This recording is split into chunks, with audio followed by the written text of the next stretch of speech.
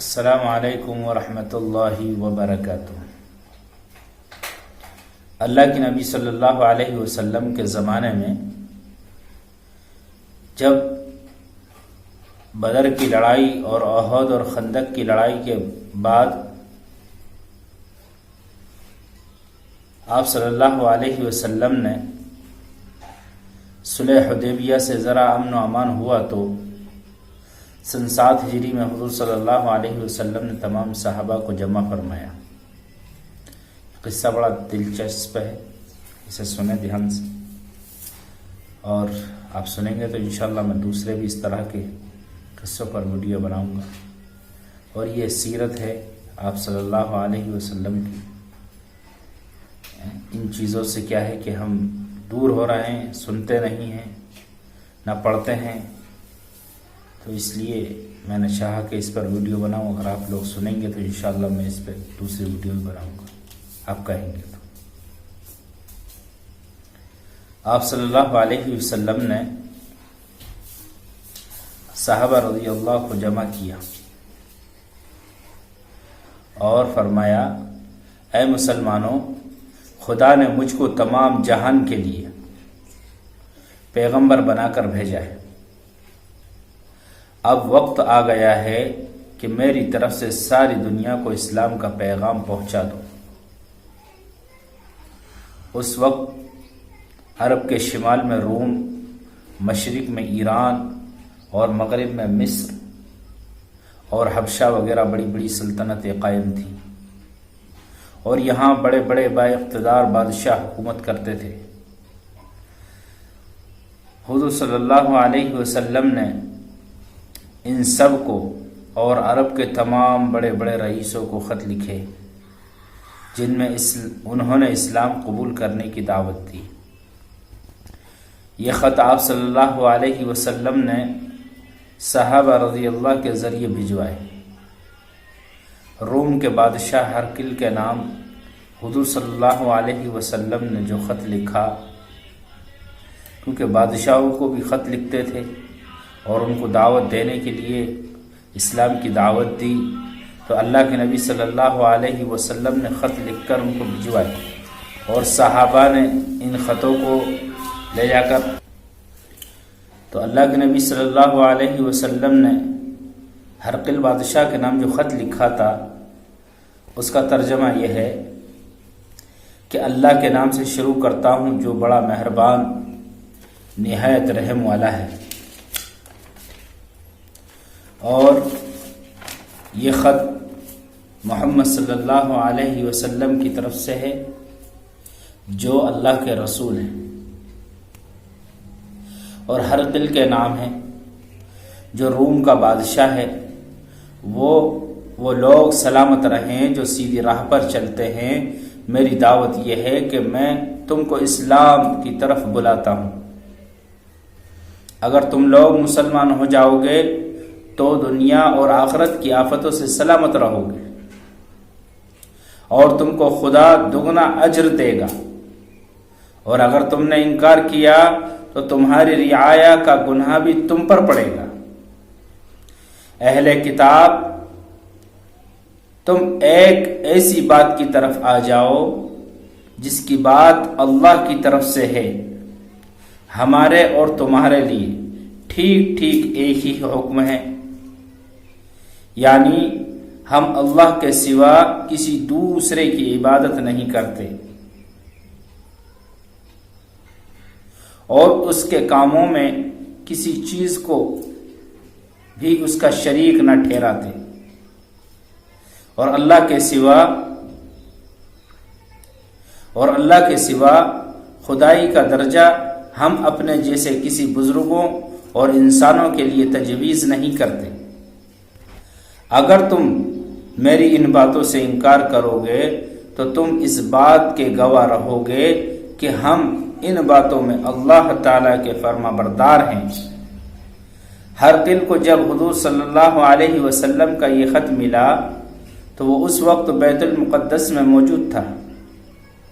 اس نے اپنے ملازموں کو حکم دیا کہ عرب کا کوئی آدمی ملے تو اسے لاؤ۔ اتفاقاً ابو سفیان رضی اللہ تجارت کے سلسلے میں اس وقت روم میں موجود تھے۔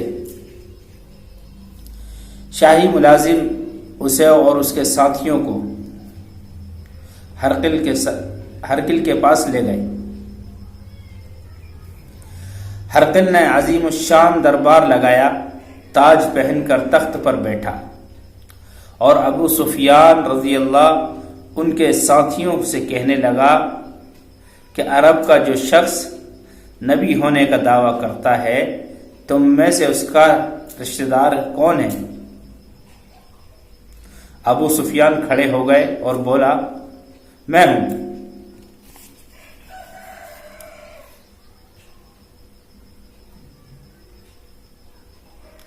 پھر دونوں کے درمیان اس طرح گفتگو ہوئی کہ ہرقل نبی کا خاندان کیسا ہے؟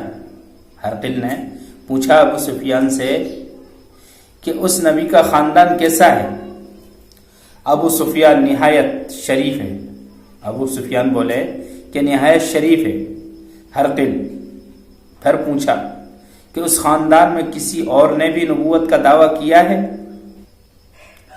ابو سفیان بولے، نہیں کیا۔ ہرقل، اس کے باپ دادا میں کوئی بادشاہ ہوا ہے؟ ابو سفیان بولے، نہیں۔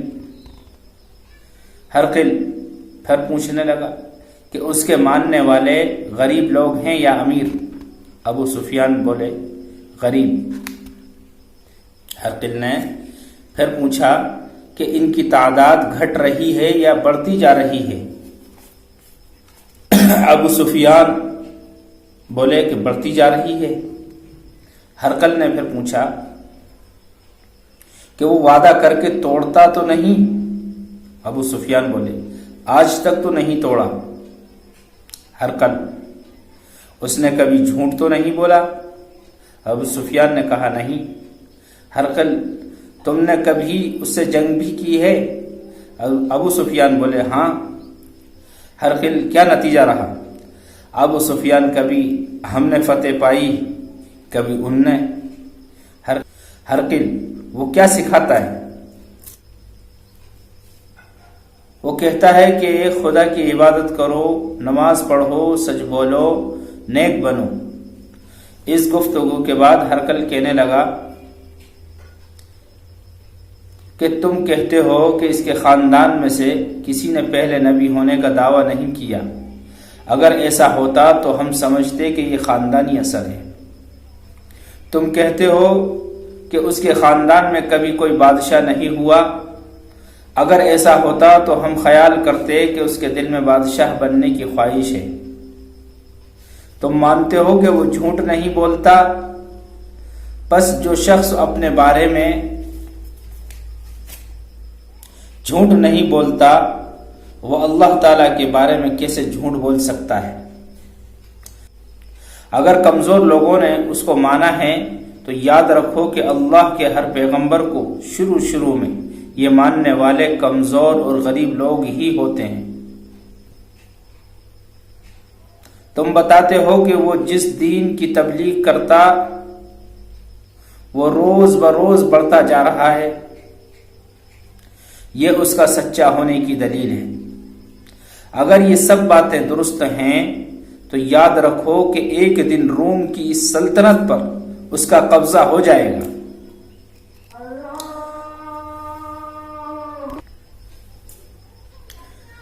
پھر اس نے کہا کہ مجھ کو خود خیال تھا کہ ایک پیغمبر آنے والا ہے، لیکن یہ خیال نہ تھا کہ یہ عزت عرب کو ملے گی۔ اگر میں پاک پیغمبر تک پہنچ سکتا تو اس کے پاؤں دھوتا۔ اس تقریر کے بعد ہرقل نے حکم دیا کہ حضور صلی اللہ علیہ وسلم کا نام مبارک پڑھتا جائے۔ ہرقل کی تقریر سے دربار کے پادریوں نے پہلے ہی سخت ناراض تھے، اب خط سنا تو اور بھی خفا ہوئے۔ یہ حال دیکھ کر ہرقل نے حکم دیا کہ ابو سفیان اور اس کے ساتھی دربار سے چلے جائیں۔ ان حالات سے معلوم ہوتا ہے کہ ہرقل کا دل اسلام کی طرف مائل تھا، مگر سلطنت کے نشے میں اور درباریوں کی ناراضگی کے سبب وہ سب کچھ بھول گیا اور دنیا سے اسی طرح چلا گیا۔ اللہ جس کو چاہتے ہیں دین اسلام سے نوازتے ہیں، اور اللہ جس کو چاہیں قرآن کی دولت، نبی کی سنت، سیرت، آپ صلی اللہ علیہ وسلم کی اور آپ صلی اللہ علیہ وسلم کے بتائے ہوئے طریقوں پر عمل، یہ اللہ جسے چاہتے ہیں اسے بخشتے ہیں۔ تو اسے سنیں اور بتائیں یہ کیسا لگا۔